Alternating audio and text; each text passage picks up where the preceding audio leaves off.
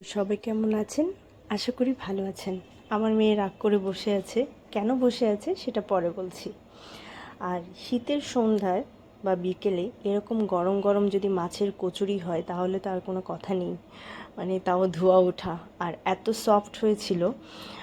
আমি ময়দা দিয়ে করেছি এবং ময়দার ডোটা কী করে করলে সফট হয় সেটা আমি একদিন দেখাবো। আমি আগেও বলেছি, কিন্তু আসলে সময়ের জন্যে দেখানো হচ্ছে না।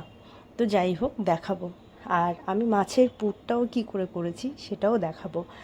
আর আমি যে মাছটা দিয়ে করেছি সেটা ছিল লোটে মাছ। লোটে মাছের একটা খুব ভালো নিজস্ব টেস্ট আছে, গন্ধ আছে, সেই জন্য এটা খেতে খুব ভালো হয়েছিল। আর ফুলেছিল তো ফুলকো ফুলকো মানে কচুরি। আর মেয়ে রাগ করে বসেছিল, ওকে তো খেতে দিইনি, তাই ও বলছে, মা তোমার ব্যাগটা নিয়ে আমি চলে যাচ্ছি কচুরি কিনতে। এই আর কি। তো যাই হোক, আপনারা এভাবে মানে মাছের কচুরি ঘরে করে খাবেন, কেমন লাগে আমাকে জানাবেন। আর আমি অবশ্যই মাছের পুরটা দেখাবো আপনাদেরকে যে কিভাবে করেছি, এবং একদম সিম্পল কিন্তু এত টেস্টি হয়েছে।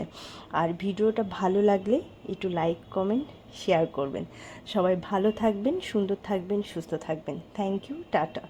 এই যে ব্যাগ নিয়ে সে এখন কচুরি আনতে যাবে।